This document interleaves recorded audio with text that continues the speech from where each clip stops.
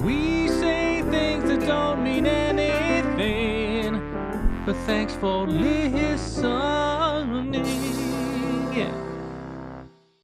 Hello, everybody, and welcome to We Say Things, episode 206. Sunsfan here with syndereN. You're not going to say it that way, are you? What? In the future. 206. Why? You've never done that. I'm trying to switch it up. What's the problem? Worst case, there's 3 more episodes. Welcome to episode 206, everybody. That's what you're going to contribute? You being sassy today? Yes. Good. Be sassy with our great list of In Bruges patrons. Thank you to the Shazcast, Sunsfan Sana Scroat, Mr. I Love the NBA segment. I will be out 2 weeks on vacation. Please wait until I'm back to resume our long-forgotten, most loved... Nothing's after that, so we don't know what you're trying to say. Monkey Man asks, how much Schadenfreude have you two been maintaining into your veins this week with the new report system? Pepperballs, T-Coil, Rupus, Q Ludes is ready to praise the podcast. Stupid Copilot, D2 Bowie, Lab Dota, Yatoro does it again, syndereN, Magdev. Hats off to Valve for the recent updates. Next up, marketing ? Games for falling asleep. We'll see you in Seattle. Well, we'll see. The Megapope and Zan Xavier. And Disco Farm D that you skipped. And Nate Thicko01 Hamscroat, Shark TM, Antiquely Seasoned Goat Balls, Janie, Dop, Nothing to See Here, Underscore Man, Guitar Strings, Yvremont, Ben Broomhead is Ben Broomhead is Ben Broomhead, Wooden Aftertaste, Anonymous, and during the Senior Olympics in 2015, 100-years-old American Donald Pellman sprinted 100 meters in 26:99. Mr. Niebling. Is that fast? That's really slow. I'm way faster than that. I don't even know how far 100 meters is. I'm also not 100 years old, though, so it's probably pretty impressive. 100 meters. Can you... What is that in feet? What's 100 meters? It's like 320, 330 feet. So how fast would you run that distance? Oh, I don't know. Don't put me on the spot like that. We can record you. I think the world record... yeah, let's base it off the world record. No, just so you have an idea of how fast this guy is. So the men's world record in 100 meters is 9:58. And that was the record that Usain Bolt set in 2009. Okay. So 9:58. And that means this 100-year-old man sprinted it in about 3 times as long. Just based off the sound of that, I feel like I would not run better than that or faster than that. I don't know. I think both of us could sprint 100 meters in under 27 seconds. I would hope so. You have seen me... Have we? Yeah, you've seen me pant from playing ping pong. Yeah. Then again, this is short. You could probably... This is a quick burst, you just need to reach the finish line. Then you can faint. That's true. You just need to cross it. I think you could do that and then pass out. Okay, fair enough. Okay, you have a recommendation, syndereN. What is this? Yeah, so you've been recommending a shitload of movies over the episodes and series and stuff, and I was like, I could also recommend something. So I have looked into... I was looking through my Steam library, and I was like... I actually think this was a combination of just looking through my Steam library, and then Susie watches a lot of Let's Plays. She really enjoys watching people play a game for the first time. And she watches people play the same game for the first time a lot of times. So she loves watching people play, for example, the Dark Souls games for the first time, or a game called, which is one of the ones I'm going to be talking about today. Anyway, I'm not going to say what it's called now yet.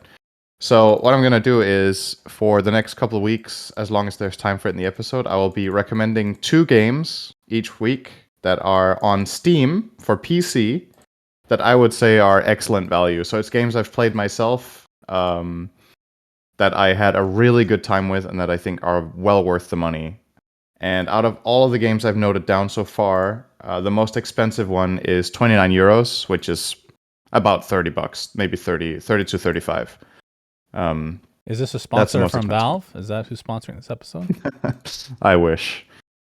All right, let's get started. So obviously, since these are really great value games, a lot of them will be very famous already. So I'm not trying to give you guys hidden gems or something. But if you are looking for something to play, you're like, oh, I could actually play on a new game. I don't really know what to play. Then maybe these recommendations are for you. There's a high chance you've heard the names of the games before, but I will just recommend them. So the first up we've got is many people consider this one of the best games of all time, actually. It's called Undertale. You've heard of this, Shannon, haven't you? I've heard of it, yeah. Yeah. It's 10 euros on Steam. And I think a playthrough for people will take somewhere around 10 hours, probably. So call it €1 an hour. It's a very, very unique game. What's the best way to describe it? It's a 2D. First of all, it's a 2D game. And it's a story-driven single-player RPG. What really sets it apart from other games is that the story is very unique. It's got really great humor. It's pretty bizarre. Sometimes it's even honestly grotesque in certain situations. But yeah, it's a really good time. I recognize that the gameplay might not be for everyone, but the ratings this game has are absolutely incredible. So it has my biggest recommendations. You should try this game for 10 euros, roughly it was. So that's game number one. Game number two, out of all the games I wrote down, is probably the least known. And this one really blew me away. It's called Tunic. And this one is also the most expensive one. This one's 29 euros, but I cannot recommend this game enough. If you've played any of the Zelda games, it's kind of like a Zelda-like action-adventure game, but it has a ton of depth that you uncover over time. It's very rewarding to discover things. When I introduce these games, I'm not going to be spoiling like key concepts or what's going on in the games. Just rest assured that you start out in this game knowing absolutely nothing, and a huge part of the game is figuring out what the hell is going on. So it's like this big mystery that unfolds in front of you. You play as a little fox, and you start out with basically nothing, and then over time you discover and develop your powers and discover that the game has some really crazy things going on that you couldn't even have imagined from the beginning, but that are in the game right from the start. So it's about figuring out the world itself, and this game is absolutely awesome. Yeah, I think there will be a lot of people that haven't heard about this. So it's called Tunic. Those are my recommendations for today, Shannon. Thank you. You've never played Zelda, right? No, you make fun of me all the time about that. Appreciate it. This game is amazing. Is it technically an RPG? Yes, it's a single-player RPG. That's why I never played Zelda. Yeah, I mean, I don't know. It doesn't really. I don't think the game itself would classify itself as an RPG. It's an action-adventure game. You're not really role-playing. Mm-hmm. Have you ever played Dungeons and Dragons before? With a group? No, I'm playing Baldur's Gate 3 right now with 3 friends. That's which Dungeons is and Dragons. Yeah, but I haven't played the classic sit down around a table. Someone is a game master. You develop the world, etc. I haven't done that. I think that could be fun though. Yeah, we should. I would say we should do it, but I actually played and I don't like it. Oh, I'm just a curmudgeon, I guess. Anything that's RPG usually will not like, unfortunately. Okay, Tunic is not an RPG, and you will like it. Okay. Actually, maybe you won't because you don't like good games. But that's why I play Dota. Yes. Wait. That's right. Dota's good again. That's right, bitch. Okay, let's get started with the episode. And I think we weren't 100% done with the TI quals last episode, but it was close, right? Yeah. SEA, we kind of talked about because it was in the middle of the finals. That ended up going SMG's favor. They win at 3-0, so they will go to TI. And what was the other region? Was it Western Europe? One... I think we haven't talked about it, right? The other one was Western Europe's last slot, right? Yeah. So Entity, we did talk about that last week. They get the first slot, and then the second slot. So lower bracket, Secret lose to Quest 2-1, and then Quest plays Luna Galaxy, and they win 2-0. So Quest will be going to TI, which means Puppey will miss his first TI as a player. Now there is nobody in the world that has been to every TI as a player. And that, I mean, it's an end of an era. What are your thoughts on this? Yeah. I mean, I remember you on a podcast with Puppey back in the day. Remember that one? Mm-hmm. Talk Dota or something like that. Like, you guys have had some history. You played against him in DreamHack. You beat Na'Vi in DreamHack. That seems like a lifetime ago. He has not missed a TI until now. It's crazy. Yeah. I mean, there's two ways of looking at it, right? One is it's a shame that the last player didn't make it. Which obviously, I mean, Puppey's, we don't really need to explain his accomplishments, right? It's ridiculous how consistent and how high up he's been in Dota for over a decade now. But I think in a way it's a sign of health for the game that this time it didn't happen, because it goes to show that the playing field is getting tougher and tougher, and there's more and more new players that are coming up and being strong, such as the Quest team, such as Entity. These players are, for the most part, many of them going to TI for the first time, and they beat out some giants, right, to get there. So that's the positive outlook. The negative outlook, obviously, is that we lose the last all-timer, as I think they like to call them at TI. But you could also think about it as, holy shit, it's incredible he did it 11 times in a row, right? That's the glass half full way of thinking, is at some point you don't make it anymore. I say anymore as if he can't make it again, which he obviously can. And I don't think he's going to quit. I think he'll be back for a run next year as well. It's hard to imagine Puppey stopping. There's many players in Dota where you're like, yeah, maybe maybe this is their last year or whatever. You just don't really get that vibe with this guy, that he's about to be done, you know? I feel like he always... Yeah. He might just play forever, you know? He's gonna be 100 years old, and then he's gonna run in 27 seconds. He's gonna qualify for TI. Yep, that's right. Do you... yeah. So I wanted to segue from this into a very fluff topic that's related to this. Greatest of all time. This is something that people bring up in every sport, whether it's digital or reality, traditional, I don't know what you actually call it. But I don't think it's a fair thing to... There's no such thing as a unanimous GOAT, right? Right. Because there's no definition for what that is. There's no actual criteria, because each person is going to create what they think is their criteria. Like for basketball, I think Michael Jordan is still the greatest of all time. There's plenty of people in the current era that think it's LeBron. And you can make arguments one way or another. Like, I think going back, comparing like older players to newer players, like in terms of just pure mechanical skill, older players will be worse. That's just, I think, a fact. Oh, yeah. But absolutely. to me, that doesn't necessarily mean that much in the grand scheme of things. For my criteria, I mean, I don't want to get too in depth, I guess, but I would actually pick Puppey to probably be the greatest of all time in Dota as of right now. I would as well, if I had to pick one player. Yeah, it's close though, because like there's obviously so many really good players. Like No Tail played at a really high level, won majors on like 3 or 4 different positions. Like that is ridiculous. But he hasn't had the longevity. Won 2 TIs. He hasn't had the longevity of a Puppey, who has been since day one playing Dota 2, has not missed a TI until now. And he's gotten every position at TI. Like, you can argue one way or another. I think captain specifically, that's also a very hard role to fill in general. But I think for right now, my opinion is that he's the greatest Dota player of all time. It also, like you said, it depends on the criteria, right? Do we also count Dota 1? Because, like, a lot of the players that... We would say Dota 2 then, yeah. If we say Dota 2 only, I would probably still pick him, but it's closer.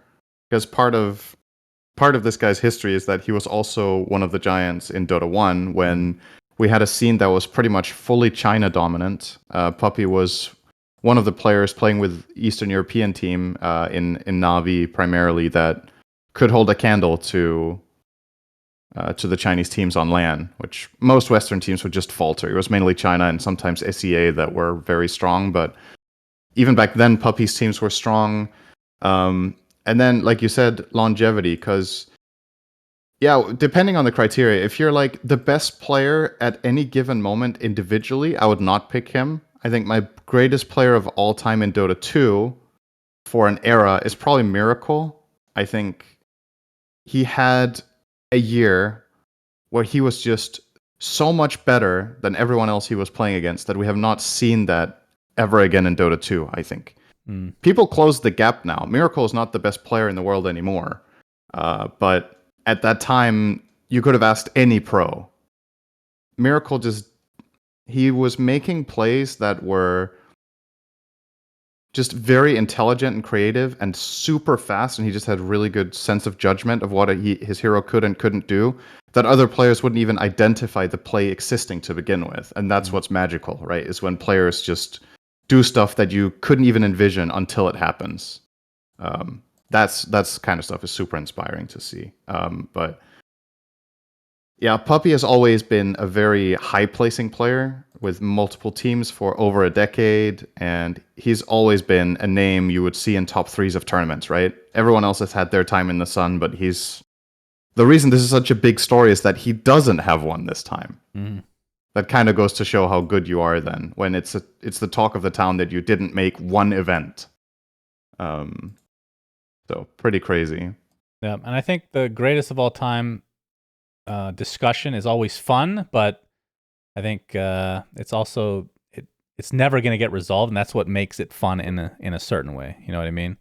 Like nobody's going to agree. Yeah, and not everyone's going to agree on the same thing. But for me, that's definitely the pick.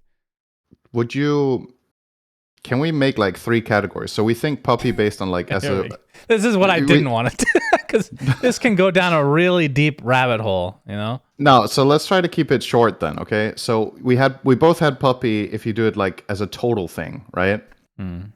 Let's say greatest player at any moment in time. So the one that was the most better than the rest of the competition in Dota 2. Would you agree that's Miracle, or do you think someone else? No, maybe Sumail? I agree it's Some Miracle. people will probably pick him. No, it's I think that one's a little bit more clear, actually. Okay. And then I guess the third the most category, versatile, it would be my third category. Right. Would that be yours? No, my third category would be the most efficient player, so to speak. So the one who won the most in the shortest amount of time. Okay. And you could either think of number of tournaments, or you could think of prize money. With prize money, it's obvious, right? So Thompson, but that I don't. With prize money, it would be Thompson, or I guess just Thompson, right? Because Anna did play a couple of other tournaments here and there. I'd rather go with most versatile player, which I would stand really hard by No Tail, because of he's played so many different positions and been really fucking good at all of them. Yeah, who else would there even be for that bid? I mean, so Kuro has played carry, mid, and support, but most of his carry and mid was in Dota 1, I think. Now, he also played some in Dota 2. S4 has played mid and offlane only, but he's also been very successful, obviously. Then you have Zai, but that's only really 3 and 4, but he's also incredibly good, obviously. There hasn't really been much role swapping by Chinese players that comes to mind similar to No Tail, right? There's been a little bit of switching, but not to the same extent. I will admit, I think in Dota 2, if I'm not okay, I could be wrong about this. I think offlane is the only position he never played. He played position 1, and he won a bunch of majors. Yeah. He's played 4 and 5, won TIs/majors, and then the mid role, I don't think he played in Dota 2, but I know for a fact he played that in Han, and he was fucking god tier. So maybe I'm a little biased on the Han aspect. Maybe he played in Dota 2 for a bit, but I'm not trying sure. to think of the Fnatic team when they came over. Yeah, because I don't remember. They had Trixie playing offlane, right? They had Trixie, and Era, so that's carry. Yeah. Then Fly and Fly, No Tail, and Hani, right? I think Hani was playing mid. Hani switched to support eventually. I don't know what he played initially. Yeah, I think he played mid in Fnatic. I'm pretty convinced. So I think No Tail must have played support from the start in Dota 2. Because that was that was his entry into Dota 2 was with that Fnatic team, right? And I don't think he played mid later. So that means he started in Dota 2 as a 4, then moved to the 1, then moved to the 5, right? Yeah, I think so. So he's played 3 roles. But yeah, again, like when you say most versatile, then I mean, it's with the asterisk that you don't just play multiple roles, you have good results as well, right? Because otherwise anyone can just, play the roles and not win anything, and then... That's right. That's me. That's me. I can put myself on that list. Well, you were a mid and a 5. Did you play offlane? I think I've played every role. Oh, in a team, actually. I think I've played every role, but not with success. The only real success I had was mid and support, right? The other roles just didn't. You have to be a completely selfish piece of shit to be a position 1 that's good. You could never pull that off, syndereN. It's my highest compliment I could possibly give you. That was no tail. He was a selfish piece of shit. Actually, no. He was actually a he sacrificial played carry very one. differently. Yes, he was a sacrificial one. That was actually so different style of carry. Yeah. Anyway, supporting. Okay. All right. You didn't want to go down the rabbit hole, so let's call I don't. Thank you. All right. So this last week, another update from Valve. I'm going to read their blog post since it's short. Today, we permanently banned 90,000 Smurf accounts. Let's give this a round of applause real quick. That have been active over the last few months. Smurf accounts are alternate accounts used by players to avoid playing at the correct MMR, to abandon games, to cheat, to grief, or otherwise be toxic without consequence. Additionally, we have traced every single one of these Smurf accounts back to its main account. Going forward, a main account found associated with a Smurf account could result in a wide range of punishments, from temporary adjustments to behavior scores to permanent account bans. As we said earlier this year in our blog about cheating, and as we said earlier this week on our summer client update, and as we will continue to say, Dota is a game best enjoyed when played on an even field. The quality of the people in a given match are what makes a match good. We're invested in making sure your matches are as good as possible, and smurfing makes matches worse. As always, if you suspect somebody of smurfing in your games, use the in-game reporting options to flag them. This will help us continue to track offenders and gather data used to inform our anti-smurf efforts moving forward.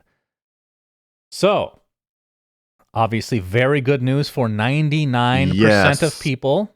Very good. Well, not 99% of people, right? Because this was probably more than 1% of people smurfing when you got that number. True.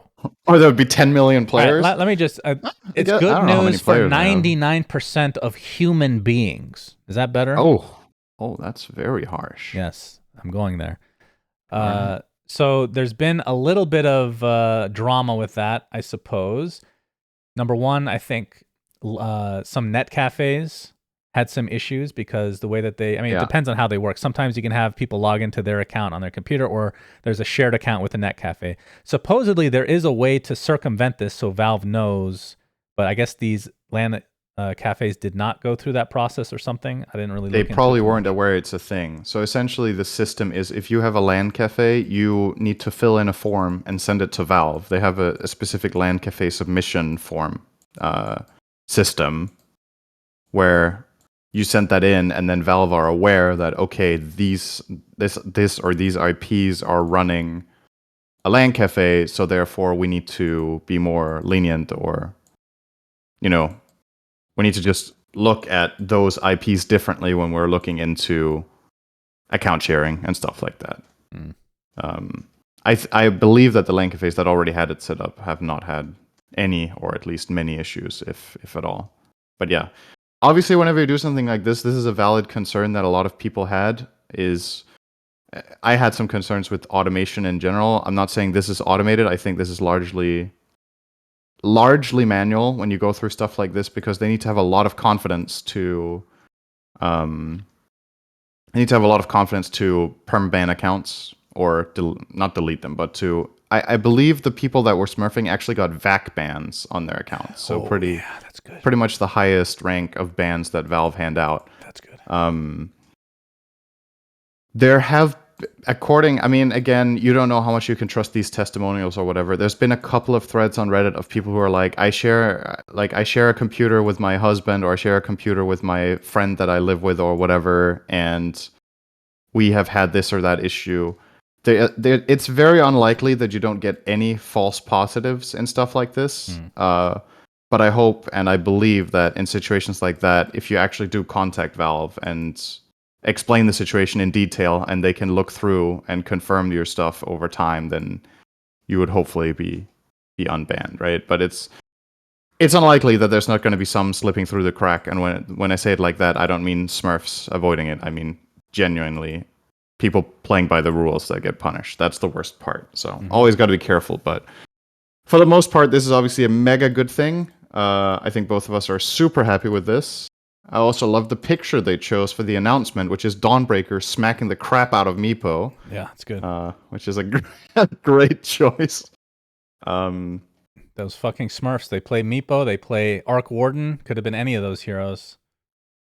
So I guess with that in mind, there's a couple of things. So first of all, obviously, it seems like based on the wording that Valve are going to try to crack down pretty hard on players that get in-game reported, because they're obviously aware that, if people get their Smurfs banned, they could make a new one.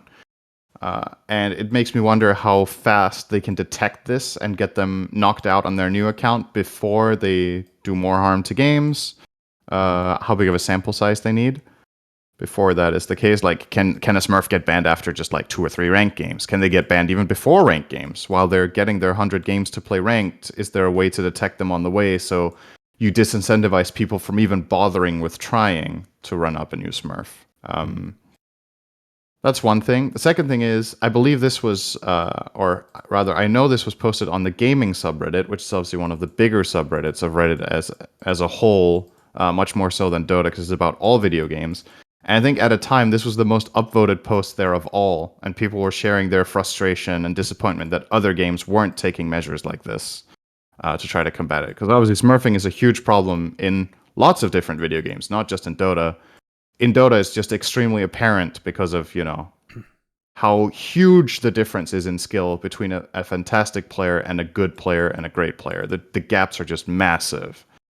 But other games have similar problems like shooters.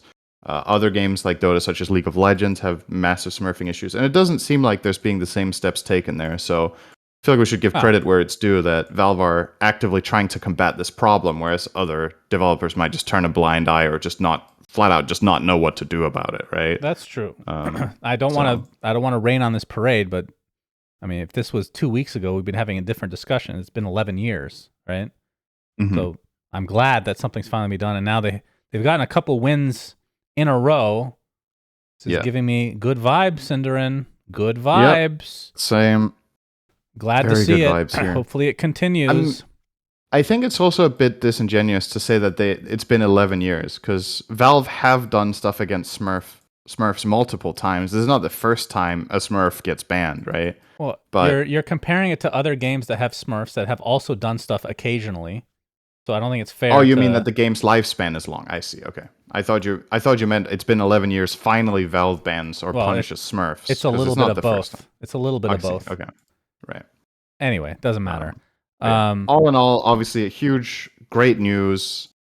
And I guess we can maybe segue this into just, in general, our experience. Have you played a lot of Dota the last 2 weeks? I've been playing a lot. An okay amount. I've been playing more Counter-Strike, if I'm being honest. That's fair enough. But now that we've talked about this, and last week we obviously had was that last week, the behavior score we talked about? I think so. I think so, yeah.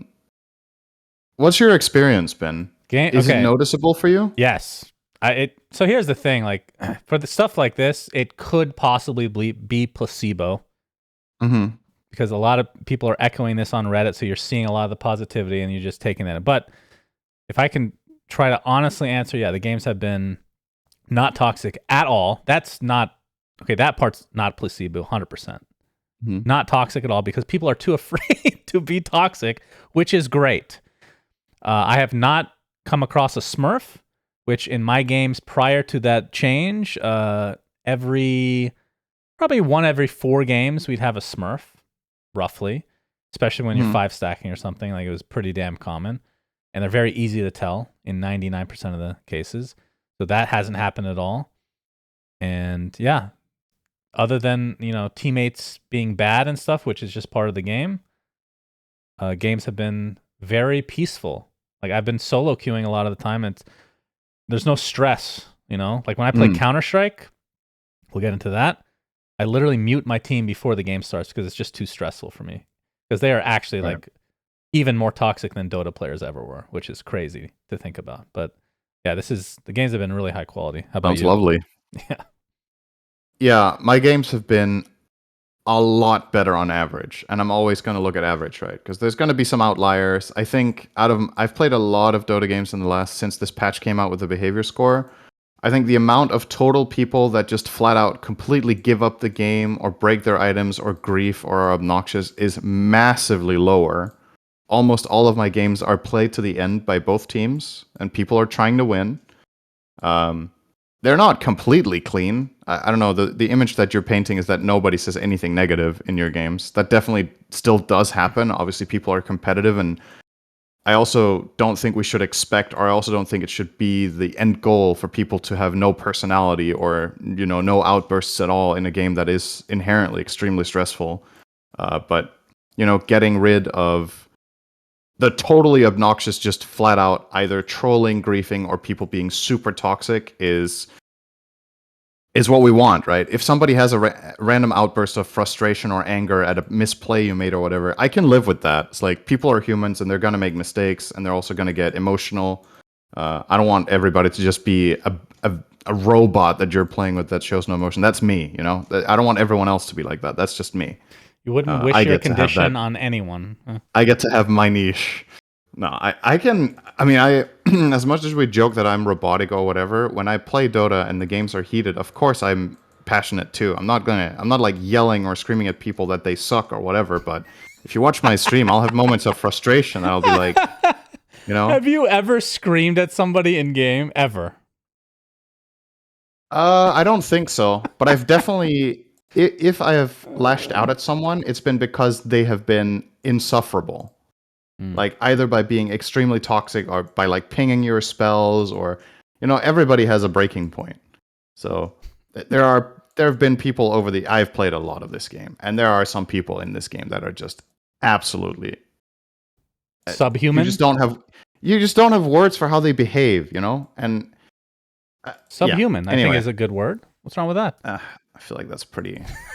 I think they're still human, Shannon. Well, you can't prove that. That's technically true. That is true.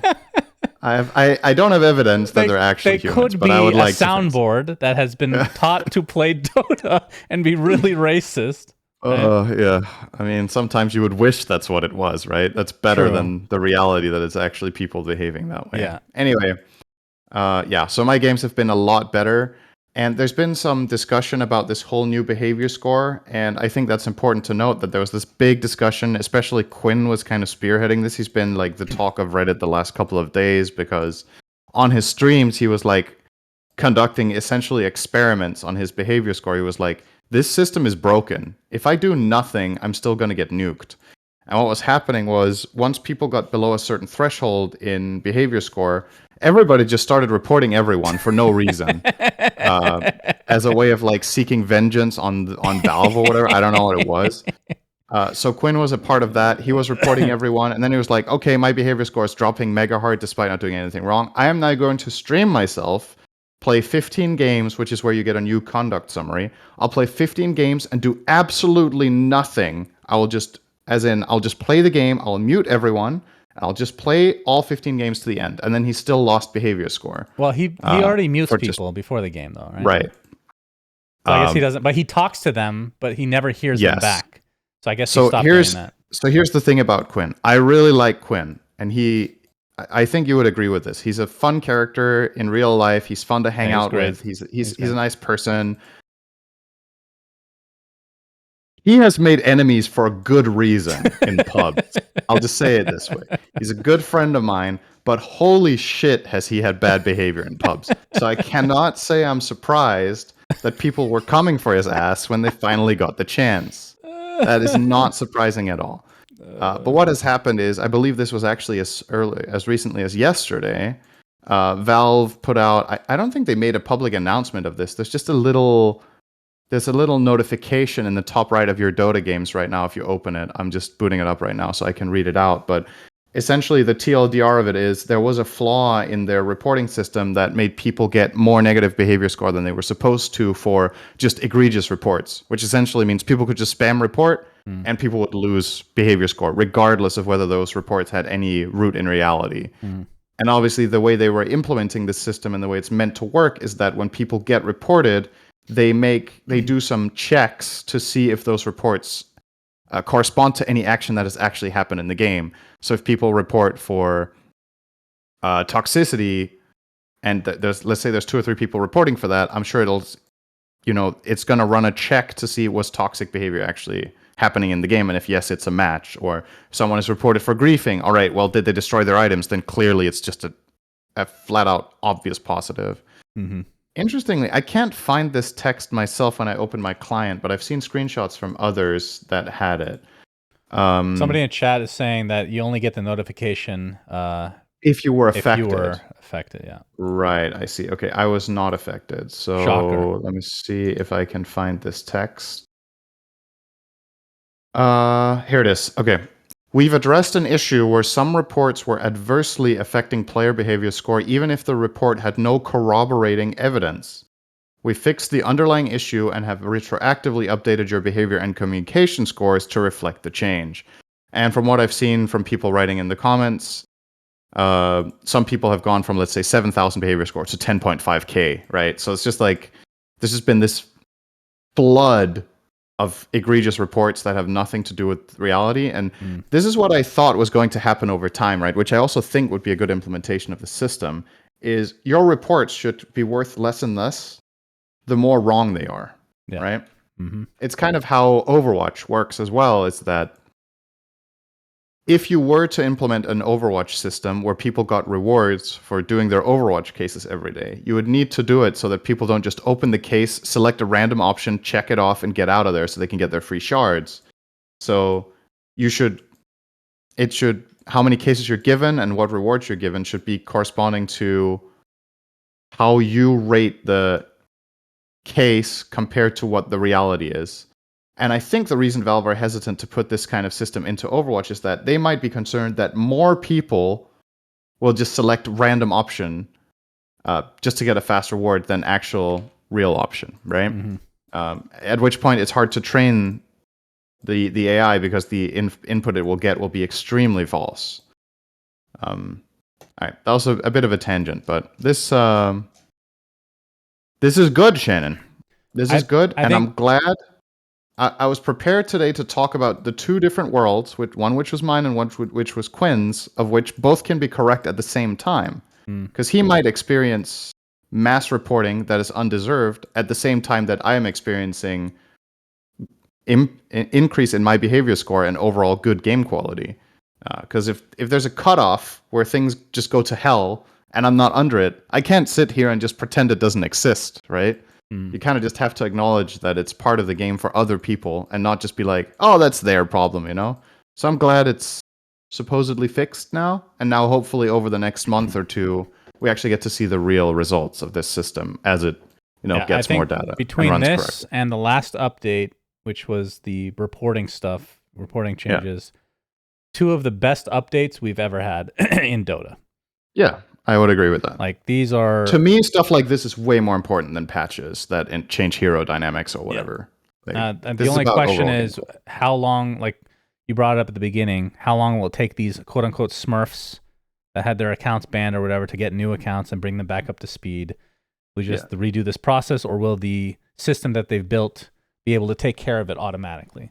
So, of course, we won't know that for months, I would assume. But... yeah, so far this has been a dream. Absolute fucking dream.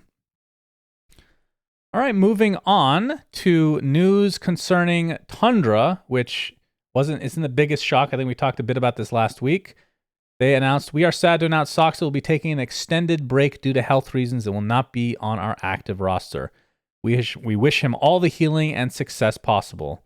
Thank you, Martin, for playing a pivotal role in our TI victory. You'll forever be a part of our legacy and the tribe. So first and foremost, want to wish our best to Soxa. Obviously, was on DC back in the day.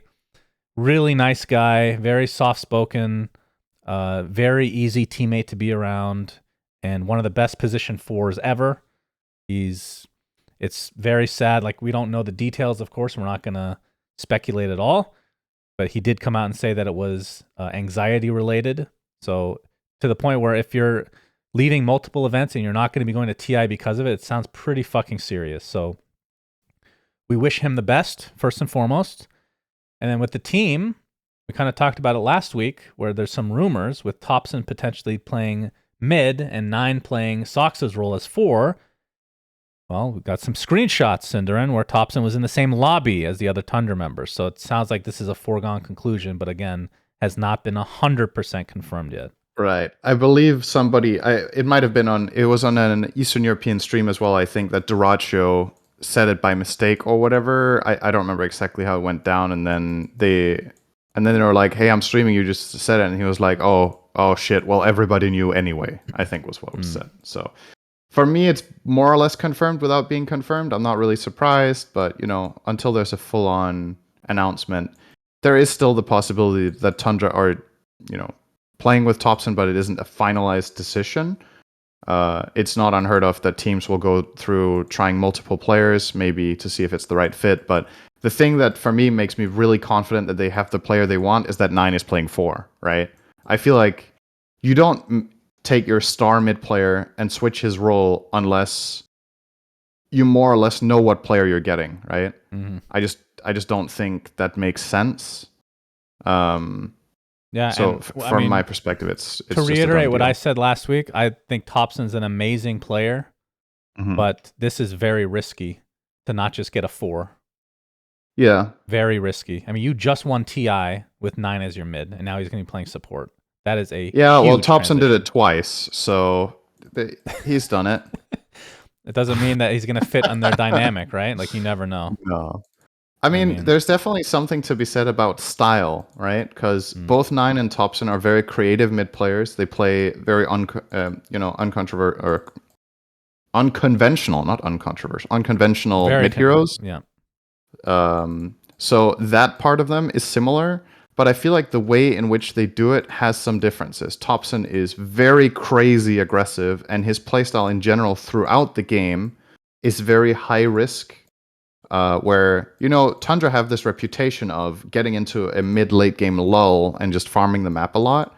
Yeah, that's true. How does that fit? That's not exactly Topson's style, I would say. That doesn't mean he can't be a part of it and adjust. If it's the way to play the game, it's the way to play the game. But it's generally not how OG, for the most part, played when he was winning tournaments with them. So maybe that tempo will be a little bit of thing to adjust to. And obviously also, like, how good is 9 at position 4? Is he going to be able to put up the same level of performances that he did on the position 2? Is he going to do as well as Soxa did, which I think is really difficult for any player to do? And what about hero pools? Soxa had a wide repertoire of position 4s that he was playing at an S tier level. That takes a lot of time to learn, even if you're a mid-masterful player. Position 4 is a different beast, and I guess the good news for 9 is that a lot of the heroes Soxa was playing 4, I guess 9 was playing mid, so at least mechanically he's familiar with the heroes, but that's good. It is quite the transition to make. But what, Earthshaker honestly, or something? What does he play? This is one of the most exciting things about TI for me, is seeing this team play. This is a huge wildcard factor in general now. Yeah. That's true. Actually, let me have a quick look. I have one more announcement which came out just a day ago, I think, or 2. Which is Dreamleague Season 21. Oh, yeah. And yeah, that does have Tundra, so that's really exciting. So I guess we'll get to see their new roster in play for the first time between September 16th and 25th, or 16th and 24th, I think. Hang on, let me see the exact dates. Never mind, 18th and 24th. This is a very condensed Dreamleague season. I will be going as a co-host / analyst for this one. So this time I am going and you're not going. That's right. Unfortunate. How are you? What do you have planned for the co-host role? I'm looking forward to this. Although I might be sleeping during every match. So. I mean, you've been a part of Dreamleague and you've watched Dreamleague, so you know. Yeah, but you know what that role entails. I know what the right? role is, but what will you do? Perform the role. You have nothing. I mean, I'm not going to be Jenkins. Yeah, I want to know if you're going to be a Jenkins type. You're going to be a robot type. Like, you got to pick your personality. I'm going to be extremely clever, very funny, good looking, and then I'm going to introduce the host. There you go. That's what I'm going to do. I'm looking forward to I just plan to be my best self. It's going to be absolutely outstanding. That's great to hear. But anyway, that's happening in about a week and a half. That's starting, and yeah, Tundra is among the participating teams, so we will get to see them in action with Hype. presumably the full roster. Hype. Alongside Gaming Gladiators, Team Liquid, Quest, Entity OG, Team Spirit 9 Pandas, BetBoom Talon, and Shopify Rebellion and Evil Geniuses. So quite the roster of 12 teams. And yeah, it plays out over just the course of a week. It's a very fast tournament. But the prize pool is still the same. They're playing for $1 million total prize pool. It's only a week. Yep. 7 days or over a week? Let me see. September 18th to 24th. That is just 7 days, right? 18th to 24th? It's Monday through Sunday. It's 1 week. Damn. That is quick. It's 2 groups of 6 with best of ones. And then I think after that there's 8 teams left. And then they play a double elim bracket. Huh. Okay. Cool. Looking forward to seeing you, syndereN. I'm confused here. It says the rounds are best of 2. Okay, I heard it's best of some of it is best of 1. We'll see. We'll see what the format is. Yeah, we'll surprise ourselves. Perfect. Can't wait to see you playing Jenkins as co-host. Oh yes, that's going to be good. All right, moving on to some non-Dota related stuff. Ludwig had an esports event called the Ludwig's World's Greatest Esport event, where he had a bunch of gamers. I think, if I'm not mistaken, Beyond the Summit did the production for this in their studio. At least some of them. I saw Blaze on camera, who's been doing a lot of adminning for Beyond the Summit over the years after being... He had a casting stint in Dota. He was casting Dota for, I want to say, a decent amount of time. But then he moved on to another role for BTS. And I saw him on camera at least, so that makes me think it was them. So anyway, they had this tournament where they brought in a bunch of pro gamers, and they played a bunch of different games to decide who is the greatest gamer in the world. Some of the games included the likes of Fall Guys, XDeviant, XDefiant. Yep. Where's the list of the games? Fortnite, CSGO, Trackmania, Street Fighter. I'm sure there's more. They also played Rocket League, I think. Yeah, Rocket League. They're going to be upset. I didn't watch any of this, so I'm just relaying information, and very little information at that. It's a cool idea, though. I had no idea what was going on until it's essentially a gaming decathlon, right? Yeah. You bring around in people from different titles and you have them compete against each other. And I think we mentioned last episode, right, that Universe and JerAx were going to be there. Mm-hmm. Universe, unfortunately, did not do particularly well, but JerAx did. He did. So, again, I don't know these people, syndereN, so pretend that we do. Void got first place.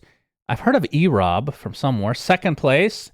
And JerAx. The reason we're bringing this up because JerAx gets third place, and we knew that, like before this, that he was very good at multiple games. He was playing Counter-Strike at some point with a fucking trackman. We talked about it on episode 200 or something, but he's very good at Counter-Strike. They did not play any MOBA, so the fact that he wasn't in his quote-unquote main comfort zone and got third place is pretty fucking impressive, and just a testament to... I mean, some people are just fucking amazing at every game, and he's one of them. I also think it's a really good call from the organizers to not put a MOBA in the range of games, because from my understanding, the players got 6 weeks of prep. So they were told 6 weeks ahead of time, these are the games you will be competing in, and then they get to distribute their practice time however they want. MOBA games take too long to learn. So I don't think it would have been good content. I think JerAx would have wiped the floor with all the non-League of Legends players that they had there. And then it's a matter of, are you playing LoL or Dota? You know, if you're playing Dota, JerAx will crush everyone. If you're playing LoL, the LoL pros will crush everyone.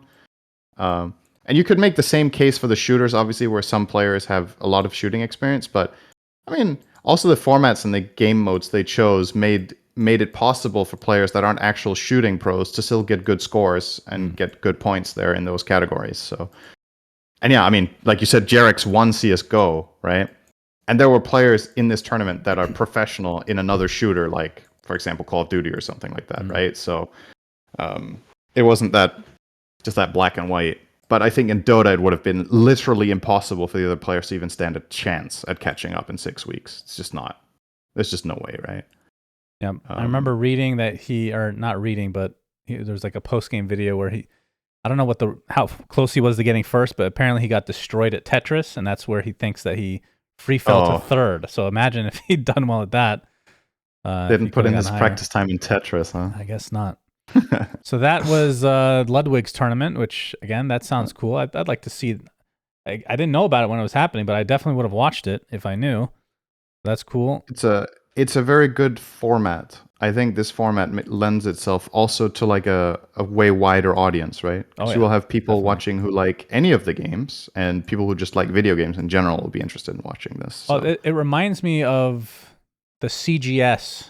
What was that actually? What did that stand for? Cyber Gamers? Wow, I don't remember. CGS was a tournament sponsored by DirecTV. It was like the first huge tournament of all time. Championship Gaming Series. Championship Gaming Series. It was in 2003, I believe, and it's one of the tournaments that kind of set esports back a few years because it was such a disaster. But as looking back, some of the stuff is very cool that they did because it would be franchise leagues. Everybody gets drafted, so you're actually taking Counter-Strike players and putting them in a pool of players, and you have a franchise that will draft. But it's like 7 different games. It was like FIFA, some fighting game, what was that, Dead or Alive or something like that. A bunch of these games together, and Counter-Strike Source was the main one. And you'd compete versus another team each week, and certain amount of points is allocated towards a specific game. And Counter-Strike had the most points, so that was like the most important. But then the FIFA guy would like 1v1, and you get a bunch of points because he just destroyed his opponent or whatever. That's a pretty cool idea from like a team perspective, and this kind of condenses it into a free-for-all. Battle Royale, if you will, a bunch of different games. So it's definitely a cool idea. And I think based on the feedback that they got, it sounded like it went pretty well. So, cool stuff. I guess one extra thing that's kind of cool about this is that, you have someone like Universe who has basically not been a part of the public gaming domain for years, just randomly show up to this. No. It's like, I was very surprised to see him on the list of participants because I'm like, Universe just full on. He was one of the only Dota players of all time to actually retire when they said they did. Yeah. And true. He's just vanished from the scene, Like he has his life, he's doing other things. Full on respect for that. He wants to do other things, but we got to see him in action for a little bit here, which was pretty surprising. I wonder what obviously this is never going to be disclosed, right? I wonder what the selection process was for this. Like, if it was BTS who had what's the word for this? Just had like a subset Autonomy. of people that they just had like some sort of list of people that they would go through, or like how much geography had to do with it. Obviously, Jerex is from Finland, right? So it wasn't only players from NA that they just flew in for this. They were willing to take international players as well. And why Universe agreed to this as well, right? If he isn't a part of Dota at all in any capacity, then kind of funny that he chose to be a part of this all-round game show, and where you would presume that it would take quite a lot of practice, right? I mean, he didn't place particularly well, so maybe he wasn't putting in a lot of effort. That's entirely possible that he was just seeing this as like a fun thing to be a part of. But it's obviously, just surprising to see him there. But it's cool that Universe is still kicking. Yeah, he's alive. Thanks. He is alive. That's the TLDR. All right, last topic of discussion is Counter-Strike 2. Big update. I'll just quickly read their blog post. Today we're updating. Of people got access, right? Yes. Today we're updating the CS2 limited test with new map Inferno and an all new CS raid. Okay, actually, I'm just going to TLDR this. So they've come out with every map now. There were a bunch of maps that they were testing. Then they would do it one at a time, so that I would assume that they get bug reports and make sure everything's working. And now they've amalgamated it all together, other than Dust 2, which is missing because it's not in the competitive map pool for some reason. But that was the first test, so we know that it's working at least. Mm-hmm. So yeah, you have like 8 maps or whatever it is, and a new competitive mode. So they're going to have 2 competitive modes for like normal team-based. I don't know exactly how this works, but the new one is called Premier, which I've been testing. And basically what it is, it's like you queue up with whoever you want, and it finds a game with the closest match that you can find. and you get to you get to ban maps. So you go back and forth, and there's like a little graph that shows you what the other team is, what they play a lot of, and what you play a lot of as a team. So you can kind of have some information there to go off of, and then you narrow it down. You go back and forth. It's a pick ban process, and you eventually end up with a map, and then one team chooses the side that they want to start on. So I thought that was really neat.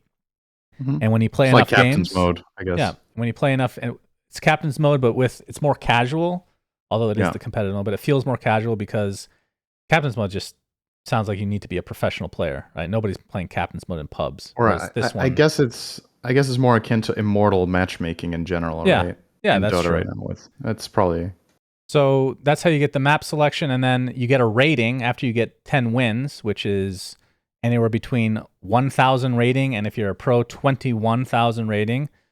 And you can see arbitrary amount. Okay. Yeah, that's just based on what I've seen. That's the range, right? But, yeah, I've been playing a lot of Counter-Strike. I fucking suck, syndereN. It's been beyond frustrating to be really bad at a game that I used to be good at, but I will get better. I promise you, syndereN. I'm promising. I believe to you. I'm going through the same process in Dota right now. Let me tell you. Oh yeah, I don't know. I've been watching your stream, and you're looking pretty good. I saw a Clockwork game. You were owning it up. Your favorite hero. Yeah, but I feel like when I talk about Dota, I'm like, I used to be good at this game, and now I'm talking about people that are just way better than me, right? Oh. But you still, you want to be better than you are always. So true. In the grand scheme of things, I'm still very good at the game, but I'm not, compared to population, I'm not even close to how good I used to be. So that's probably kind of the same for you, right? You feel like you're bad at Counter-Strike because everybody else got a lot better, but you're still better than 99% of players. No. It's just... No. Don't you think so? I understand what you're saying, and I promise you, as of right now, I'm actually quite bad at the game. But in a couple weeks, I will be decent again, but obviously not like anywhere... How much are you feeling the differences between CSGO and CS2 well, when that's you play the thing. now? I didn't really play much CSGO. Or? That's the thing. Like, I can compare it to Source more accurately.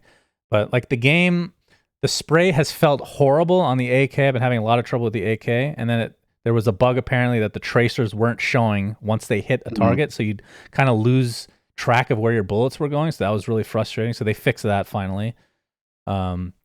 Like the tick rate, it feels okay. Like the movement's kind of sketch. You get stuck on people sometimes, like it kind of glitchy. But I think overall it's felt pretty good. I just feel really slow. Like I feel like a literal fucking sloth. Like I'll want to do something and my hand literally can't do it. So I think it's a lot of it is muscle memory that I just need to regain. Hopefully it's not atrophied and it's over for me, Okay. Hopefully I can get at least a little bit of that back, but it's been pretty frustrating because of how bad I am. But having said that, the MR12, aka 12 rounds per half, has been much better. I think that's going to be good, not just for pubbing, but for competitive play as well, because you'll actually be able to have best of 5 grand finals, which is really cool. And it sounds like it's pretty close to getting released because most of the maps, if not all, have been tested now. And this new matchmaking mode that they have coming out there that we've been testing now for a couple days seems pretty legit. They're going to have the old one where you have badges, but it's going to be badges based on the map, actually, which I think is really cool. Because I'd be really good at like Dust 2, but then complete dog shit at other maps. Like I literally haven't played Vertigo yet because I know I hated it from back in the day. But having said that, real quickly, there's a couple new maps that I've been playing that I'd never played before that I think are really good, and it's Ancient and Anubis. I think they're both really well-made maps, actually. Been having a lot of fun with those. Nice. Not too happy with Overpass, though. Anyway, that's Counter-Strike 2. Not be quite, Shannon. Okay, go ahead, syndereN. Take us away. I just wanted to hear the whole MR12 thing, because obviously you're way more into Counter-Strike than I am in terms of like high-level understanding and whatnot of the concepts. Because I've seen more, but sure. I mean, you'll still have a pretty good idea of it, I'm sure. So I saw that there was some discussion. I don't know if it was internally among the pro scene or people discussing on behalf of them, but something along the lines of they weren't sure MR12 was going to be good for this game because if they don't significantly change the economy, the pistol rounds are going to be way too impactful. and because with no changes to the economy, it's going to be very difficult with this how relatively short the matches are. Individual certain rounds will be way too impactful. Like, let's say you win the pistol round and then you win the opponent's first buy round as well. Mm-hmm. You might just be like halfway through the match at that point, right? Do you think that's a concern that's valid, or is that just people like worrying too much about something that's not actually going to be something that was brought up before, I think we talked about it last week or the week before when they talked about MR12, which I wasn't aware of, is that CS 1.6 actually used MR12 for quite a while. And the reason I didn't know that is because I had already switched from 1.6 to Source. So I'd never actually played MR12 until Valorant. In Valorant, I think it's great because the games are quick. I think just overall it's better for players to be able to get through games quicker and for competitive matches to actually be able to fit in more games if you want to. Right. But from like a balance side, it's definitely a valid concern, I would say, because they didn't touch the economy when they made these changes. Where Valorant, obviously things work a little bit differently there in terms of like having to buy like utility. Like for example, let's say you want a flash. First of all, your hero that you're playing has to have a flash. And second of all, if you die, you will regain that flash if you didn't use it. So you don't lose your utility, essentially, right? Or in Counter-Strike, you do. So I do think that that's a potential thing that they would have to tweak some stuff. But I think overall, you figure that out later. Because it's not like there's going to be a major for like fucking 9 months or something. I think it's well worth figuring out what the right economy changes would be. But yeah, I would say it's probably accurate that pistol rounds are going to be a little bit too impactful, but I think it's probably a little bit overrated as well. Like people are making too big a deal about it. But I think it's technically true, and they'll probably do something. I hope they don't go back to MR15. This game is coming out within 2 weeks, right? Because Valve said it was coming out late this summer. Yeah. And depending on which calendar you use, the summer ends. The latest calendar that the summer ends is September 23rd, right? Yeah, that's right. So they have 16 days. I mean, otherwise they will be shipping it late, and Valve doesn't do that. Correct. So. Having said that, I don't see why they can't release it tomorrow. Like this is good enough. Like I mean, they like to have things running well before they say they're out, right? Yeah. So one thing I'll close on, I guess, for Counter-Strike is overall I've been happy with the game. I think it's really good. And a lot of the stuff that I'm annoyed with, which it's either my skill just being shit, which will improve hopefully, or it's bugs that I know that they'll fix, but then there's some quality of life stuff that they still haven't added that I don't think they're going to add, which makes me really fucking sad. And I think the number one thing is gifting guns to other players. The way that Valorant does it is so fucking fluid. It is so just to clarify, you mean giving weapons inside the game, not giving skins. Correct. Right? So let's say you're dropping a weapon, essentially. Let's say that somebody needs an M4. Well, let's just talk about Valorant because it's the same thing. M4 is the Phantom or whatever the fuck. He needs it. He right-clicks the gun. He basically says to everybody, I need this gun. It says it in the menu.